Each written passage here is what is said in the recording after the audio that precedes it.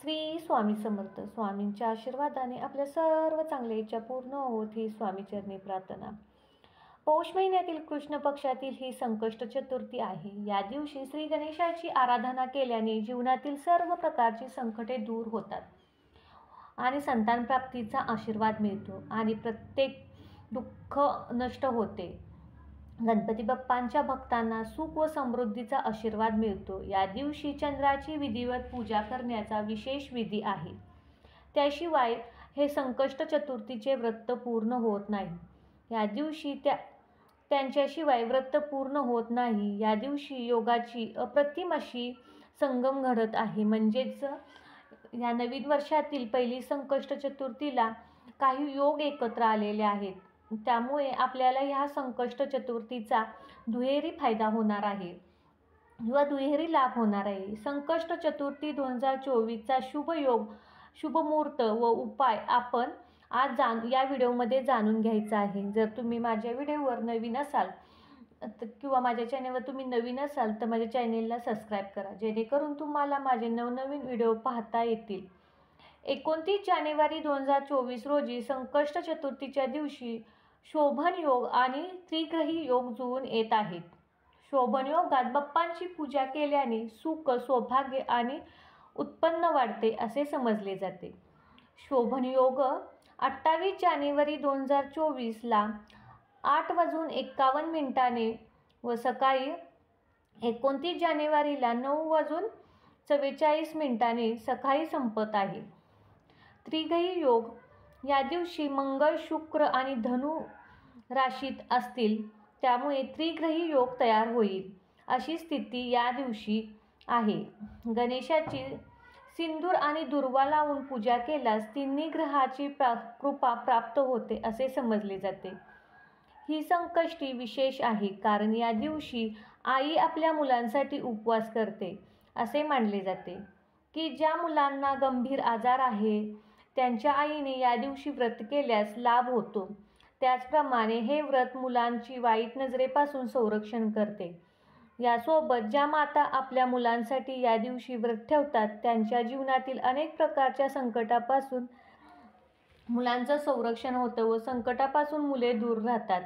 या दिवशी आपल्याला सकाळी लवकर उठून आपली देवपूजा वगैरे करून आपल्याला श्री गणपती बाप्पांना अभिषेक करायचा आहे. अभिषेक हा पाण्याने किंवा आपण दुधानेही करू शकतो.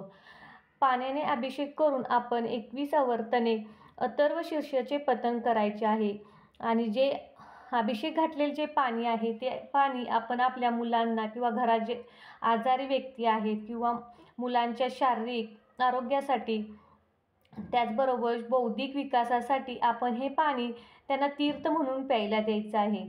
असे केल्याने आपल्या मुलांमधील हट्टीपणा, चिडचिडीपणा कमी होण्यास मदत होते.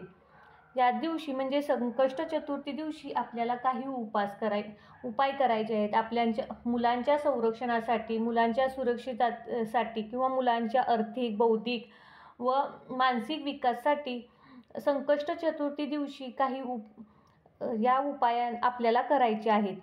तर पहिला उपाय आहे मुलांच्या शिक्षणात फायदा होण्यासाठी किंवा मुलांच्या करिअरमध्ये सुधारणा घडवण्यासाठी आपल्याला संकष्ट चतुर्थीच्या दिवशी मातीपासून बनवलेल्या गणपतीची पूजा करायची आहे. त्यांची विधिवत पूजा केल्यास त्या दिवशी गणपतीला पिवळे वस्त्र आपल्याला अर्पण करायचं आहे.